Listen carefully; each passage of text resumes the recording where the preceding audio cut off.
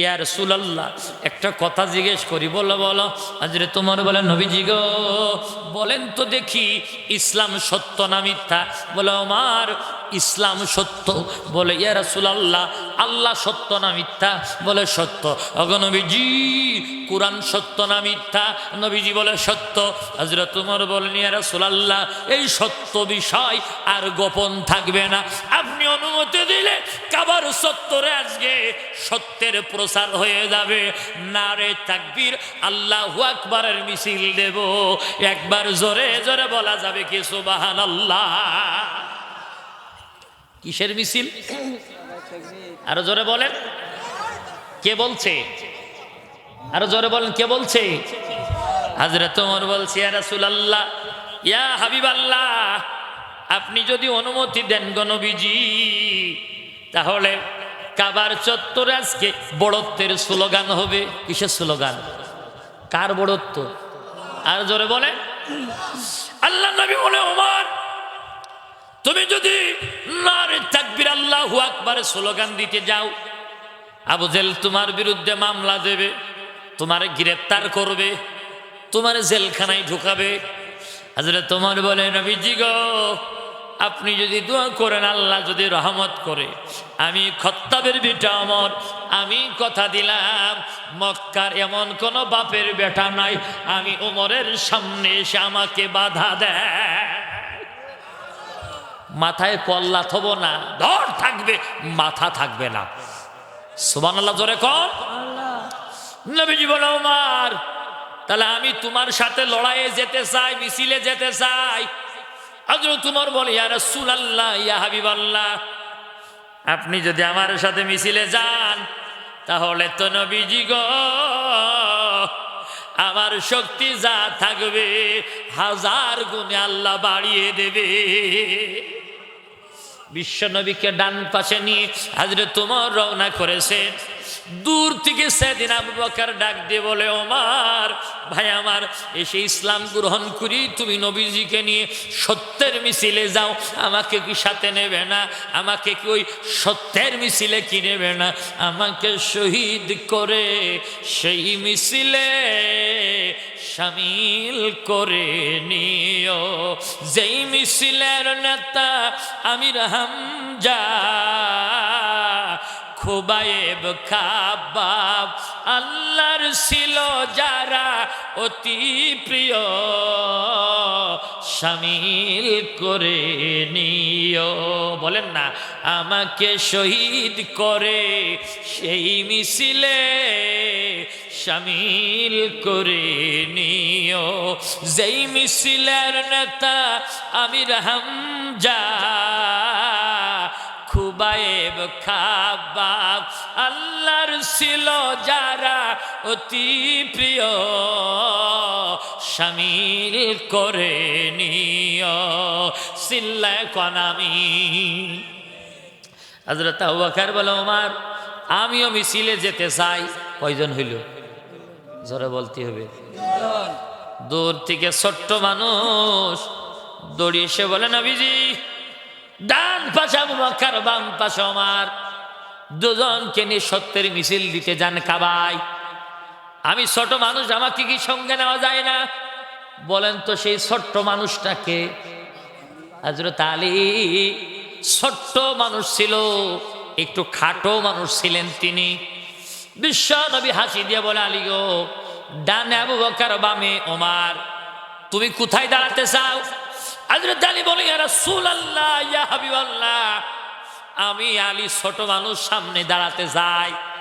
নবীজি আমার বলে, আলী সামনে কেন যেতে চাও? হযরত আলী বড় বিচক্ষণ মানুষ, বলতেছে, নবীজি আপনি বলেছেন আপনি জ্ঞানের শহর, আর সেই শহরের দরজা আমি আলী। ওগো নবীজি বলেন, বলেন দরজা সামনে থাকে না পিছনে থাকে? বিশ্ব নবী হাসি দিয়ে দিলেন। আলীকে রাসূলুল্লাহ বড় ভালোবাসতেন। কি মজার প্রশ্ন আর কি মজার জবাব! কেমন জামাই আর শ্বশুর দেখেন, খেজুর খাচ্ছে এক জায়গায় বসে, রাসূলুল্লাহ খেজুরগুলো খেয়ে আটিগুলো আলীর সামনে দিয়ে দিচ্ছে। খেজুর শেষ, বিশ্ব নবী বলে, আটি গোনো। কে কয়টা খেজুর খেয়েছে গুনে দেখা গেল আলীর সামনে 8টি বেশি। বিশ্ব নবী বলে, আলী এত হাবাইতে এত খেজুর এত সময় খাইল কি করে? হযরত আলী মিসকি হাসি দিয়ে বলে, আমি না হয় একটু বেশি খালাম, কিন্তু এরির মধ্যে এমনও হাবাইতে আছে খেজুর খাইলো আটি শুদ্ধ খেয়ে ফেললো। মানে নবীজির সামনে তো আটি নেই। আল্লাহ রসুল বলে, আলী গো, তোমার সাথে আমি ফিরিয়ে উঠলাম না। সুবহানাল্লাহ কর। আমার ভাইয়েরা, এই আলী সেই আলী, রাসূলুল্লাহর মেয়ে ফাতিমাকে বিবাহ করবে। বিয়ে ঠিক হয়ে গেল।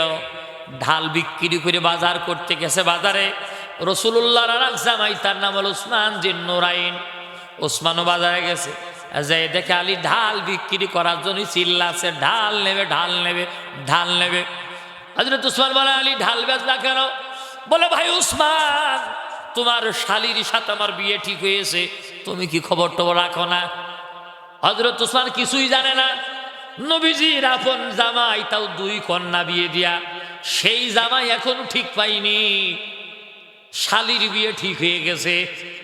হযরত ওসমান বলে, আলী সত্য কি ফাতিমার সাথে তোমার বিয়ে ঠিক? বলে, হ্যাঁ।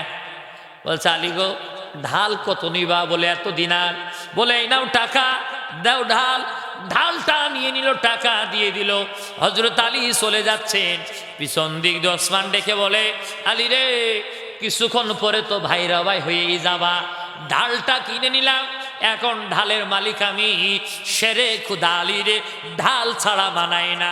আমি উসমান, আমার ভাইরা ভাই, তাকে আমি ঢালটা হাদিয়া দিয়ে দিলাম।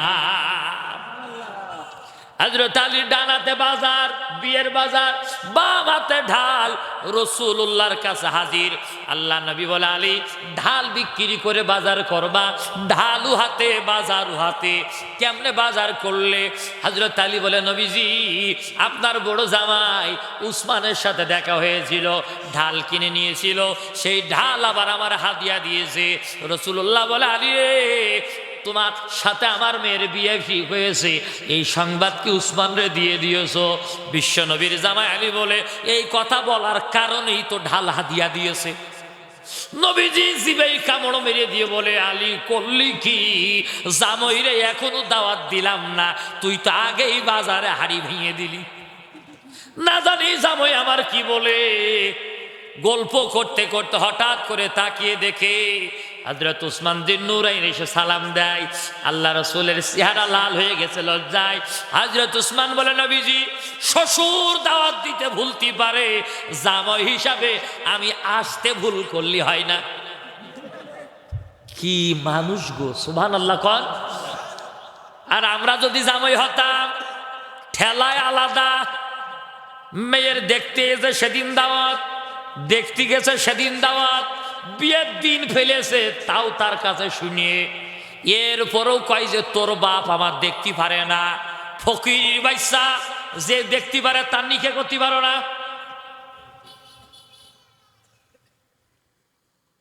বিবির পরে অত্যাচার চালাই, তোর বাপ আমার দাওয়াত দিল না, ঈদি কান দাওয়াত বাড়ি ফারাইছে দিল না, কেন জামাই ষষ্ঠীটি দাওয়াত দিল না? কিছু জীবনে খাইয়ে থাকো না, শ্বশুর বাড়ি খজনি জীবেতে রথ বেরোকে থাকো। মহিলারা মনে মনে চিন্তা করছে, সোনার মৈলবী পাইছি, একটু ভালো করে কোক। খবরদার, শ্বশুর আর শাশুড়ির উপরে জুলুম করবেন না। দাওয়াত দেয়নি তাতে কি, আপনি চলে যান। আপনার শ্বশুর আপনার শাশুড়ি আপনার ঈদে দাওয়াত দেয় না, আপনার দায়িত্ব হলো আপনার শ্বশুর শাশুড়িকে দাওয়াত দিয়ে বাড়ি আনা। কথা কন না খা, ঈদের আগে আপনাকে মার্কেট কেন করে দেবে? আপনার দায়িত্ব হলো আপনার নিজের পিতামাতার জন্য যেমন মার্কেট করবেন, আপনার শ্বশুর শাশুড়ির জন্য একই মানের মার্কেট করবেন। ঠিক তো নাকি? মহিলারা যে কি খুশি হইতেছে, ওরে সোনার মৈলবী টুক আমার। মোটের পারে তুই চাই না, আজকে ফতোয়া পাইয়ে গেল, কালকে থেকে শোনো হুজুর ঠিক হয়ে গেছে, শুনেছো? আমার আব্বার এই কিনে দাও, মার এই কিনে দাও, শুধু জ্বালায় আর কয় যে আমার বাপ মা, নিজের বাপ মা জনি পাগল, শ্বশুর শাশুড়ির জনি কান্দে না। কথা কন না কেন? সম্মানিত মায়েরা আমার যারা এসেছেন, ও রাসূলুল্লাহ বলেন, নিজের পিতা মাতাকে যতটা ভালোবাসো, বিশ্বনবী বলেন শ্বশুর শাশুড়িকে ততটা ভালোবাসা লাগবে। যদি শ্বশুর শাশুড়ি পুত্রবধূ মারা যাওয়ার পরে দোয়া করে, আল্লাহ নবী বলেন ওই পুত্রবধূর জন্য আল্লাহর জান্নাতটা ওয়াজিব হয়ে যায়। সুবহানাল্লাহ জোরে বলতে পারেন না? দোয়া করবে কি? শাশুড়ি হয়েছে সেই কায়দায় মেয়ের পাতে মাছের মাথা খান দেয়, ছেলের পাতে গোল মাছ খান দেয়, আর বৌমার পাতে লেজ ছাড়া জোটে না। আছে না নেই? আছে না নেই? সম্মানিত ভাইয়েরা আমার, ও ভাই উঠে যাচ্ছেন, চলে যাচ্ছেন ভাই? ওই ভাই তো মেহমানদারিতা করে খাইলো না, পিসাব চলিস ভাই। সিলেটে ওয়াজ করতে গেছি, এক চাষা উঠে চলে যাইতেছে, তারপর তুই ও চাষা ও চাষা ও চাষা চলে যাইতেছেন। মানে সিলেটের ভাষা বোঝা খুব কষ্ট, বুঝেছেন? তার মানে পিসাব চাইছে তাই যাতিস। এক আঙুল দেখাই কয় আঙুল দেখি, আর এক ভাই উঠে যাইতো, ভাই ও ভাই ও ভাই উঠে যাইতো, উঠে যাতিস। তার মানে বিড়ির নিশা ধরে উঠে যাতিস। ইমাম সাহেবের কাজ বলতে কি ঘটনা, 3 আঙুল দেখাইলো কা? বলতো হুজুর 3 আঙুল মানে বিড়ি খাওয়া। কি খাওয়া? হ্যাঁ, বিড়ি খাওয়া নিশাই ধীরে বোধহয় নাকি আপনাদের মোনাজাত করে দেবো নাকি ভাই? কাম টু দা পয়েন্ট, মূল আলোচনায় চলে যাওয়া যাক। মিছিল করবে হইল কয়জন?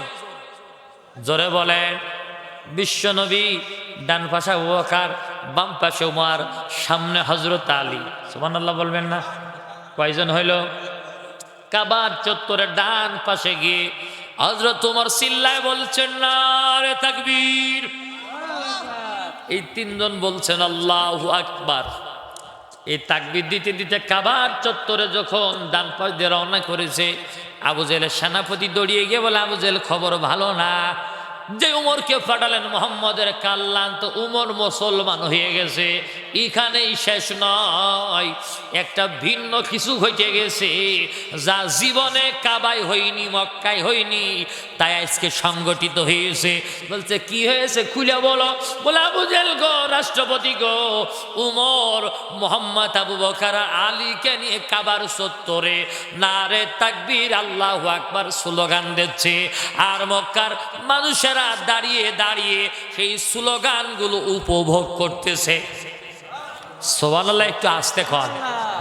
আবু জেহেল বলছে রায় রায় রায়, এই মুহূর্তে উমরকে বন্দী করা যায়। সেনাপতি বলছে আবু জেহেল চাকরি ছেড়ে দেব, উমরকে বন্দী করতে যেতে পারবো না। বলছে কেন? বলে আপনি সংবাদ কিছুই রাখেন না, গোয়েন্দা বোধহয় আপনার কাছে খবর দেয় না। কান খাড়া করে শোনেন, উমর তাকবীর দেওয়ার আগে পাহাড়ের উঁচু জায়গায় দাঁড়িয়ে পড়ে বক্তৃতা দিছে, ও মক্কার নারীরা, তোমরা যদি বিধবা হতে চাও তাহলে তোমাদের স্বামী যেন আমি উমরকে বন্দী করতে যাই। ও মক্কার সন্তানেরা, তোমরা যদি এতিম হতে চাও তাহলে তোমাদের পিতা যেন আমি উমরের পথে বাধা দিতে যাই। ও মক্কার পিতারা, তোমরা যদি সন্তান হারাতে চাও, আমি আজকে আল্লাহর বড়ত্বের স্লোগান কাবার চত্বরে দিতে যাই, তাহলে তোমরা যদি সন্তান হারাতে চাও, তোমাদের সন্তানকে আমার সামনে পাঠিয়ে দাও। এই বক্তৃতা দিয়া ওমর 3 জনকে নিয়ে তাকবীর দিতে লেগেছে। এখন আমি যদি তারে বন্দী করতে যাই, আমার দেহ থাকবে, কল্লা থাকবে না।